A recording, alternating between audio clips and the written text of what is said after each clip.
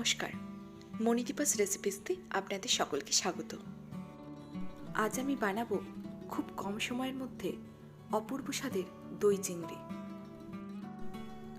এই দই চিংড়ি বানাতে আমি নিয়েছি 200 গ্রাম মতো মিডিয়াম সাইজের চিংড়ি মাছ। চিংড়ি মাছগুলোকে আমি ছাড়িয়ে পরিষ্কার করে ধুয়ে নিয়েছি। প্রথমেই আমি এই চিংড়ি মাছগুলোকে হাফ চামচ পরিমাণ নুন এবং হাফ চামচ পরিমাণ হলুদ গুঁড়ো দিয়ে খুব ভালোভাবে মাখিয়ে নেব।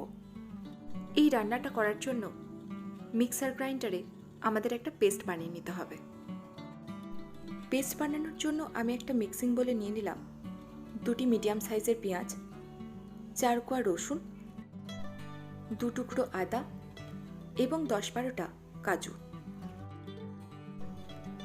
একই সাথে দিয়ে দিলাম 2টো কাঁচা লঙ্কা এবং 2 চামচ টক দই। এর মধ্যে খুব সামান্য পরিমাণ জল মিশিয়ে আমি এটা খুব ভালোভাবে পেস্ট করে নেব। এরপর একটা কড়াই গরম করে আমি এর মধ্যে দিয়ে দিলাম 2 চামচ সর্ষের তেল।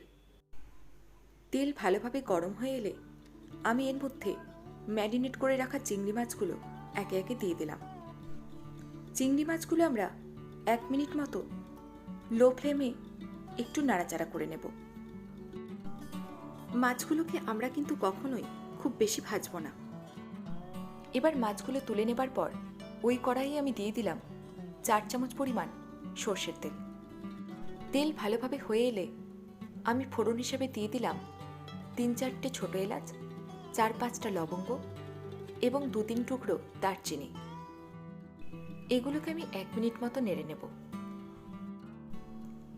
এই গোটা গরম মশলা থেকে যখন সুন্দর একটা গন্ধ বেরোবে তখন আমি এর মধ্যে দিয়ে দেব বানিয়ে রাখা পেস্ট। পেস্টটা আমি খুব ভালোভাবে কিছুক্ষণের জন্য নেড়ে নেব। কিছুক্ষণ পর পেস্টটা যখন একটু ফুটে উঠবে তখন আমি এর মধ্যে একে একে মিশিয়ে দেব হাফ চামচ পরিমাণ নুন,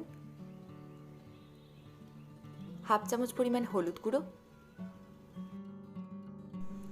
হাফ চামচ পরিমাণ কাশ্মীরি লঙ্কা গুঁড়ো, হাফ চামচ পরিমাণ ধনে গুঁড়ো এবং হাফ চামচ পরিমাণ জিরে গুঁড়ো। এই সবকটা মশলা দিয়ে আমি পেস্টটাকে খুব ভালোভাবে নেড়ে নেব। পেস্টটা আবার একটু ফুটে উঠলে আমরা এর মধ্যে দিয়ে দেব হাফ চামচ পরিমাণ চিনি। এবার আমরা এটা চাপা দিয়ে 7 মিনিট মতো ভালোভাবে রান্না হতে দেব। 7 মিনিট হয়ে গেছে। দেখুন মশলাটা থেকে খুব সুন্দর তেল ছেড়েছে।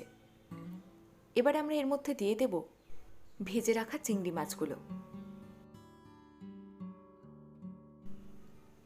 আমরা চিংড়ি মাছগুলোর সঙ্গে মশলাটাকে খুব ভালোভাবে মিশিয়ে নেব।